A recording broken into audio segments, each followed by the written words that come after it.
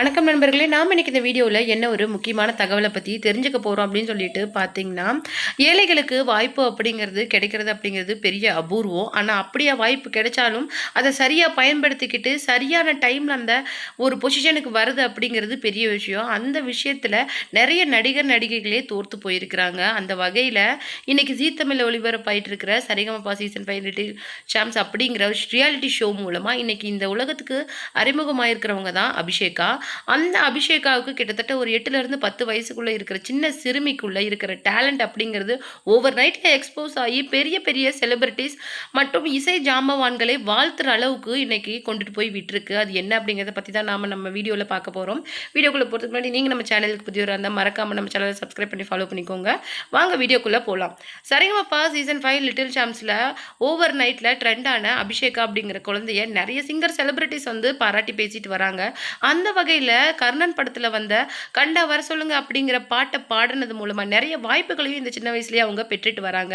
அப்படி பெற்றுட்டு வர அவங்க வந்து நிறைய விஷயங்களை இன்னைக்கு அவங்களுடைய சொந்த ஊருக்கு பண்ணி கொடுத்துருக்குறாங்களா அப்படிங்கிற விஷயம் தான் எல்லாருக்குமே ஆச்சரியப்பட வைக்குது. அவங்க இது வரைக்கும் கெஸ்ட் கிட்ட வாங்கின கிஃப்டாக இருக்கட்டும், தங்கமயில் ஸ்பான்சர் பண்ண கிஃப்டாக இருக்கட்டும், அந்த மாதிரி நிறைய கிஃப்ட் மற்றும் அவங்களுக்கு கிடைச்ச ஸ்பான்சர் கொடுத்த கிஃப்ட்டு, அது மட்டும் இல்லாமல் கெஸ்ட் கொடுத்த கிஃப்ட் எல்லாமே தன்னுடைய சொந்த ஊருக்கு அடிப்படை வசதிகளை செஞ்சு கொடுத்துருக்குறாங்களாம். அதாவது அவங்களுடைய சொந்த ஊர் வந்து மயிலாடுதுறை அப்படிங்கிற ஒரு கிராமம் தான்.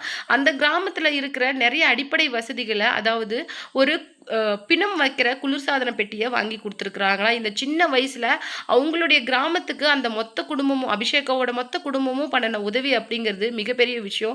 அது மட்டும் கிடையாது, அவருடைய ஊர் தலைவர் ஆரம்பத்தில் சொன்ன மாதிரி அபிஷேகாவால் அந்த ஊருக்கே ஒரு விடிவு காலம் வந்திருக்குது. அந்த அம்மனே நேரில் இறங்கி வந்து எங்களுக்கு இந்த உதவிகள்லாம் செஞ்ச மாதிரி ரொம்ப மெய்சில் இருக்கிற மாதிரி இருக்குது அப்படின்னு சொல்லிட்டு அவங்களுடைய ஊர் தலைவரே எமோஷ்னலாக பேசியிருந்தாங்க. அது மட்டும் இல்லாமல் அபிஷேகா மாதிரி கஷ்டப்படுற நிறைய குழந்தைகளுக்கு கல்வி உதவித்தொகையும் அவங்களுடைய குடும்பங்கள் செஞ்சுட்டு வராங்களாம்.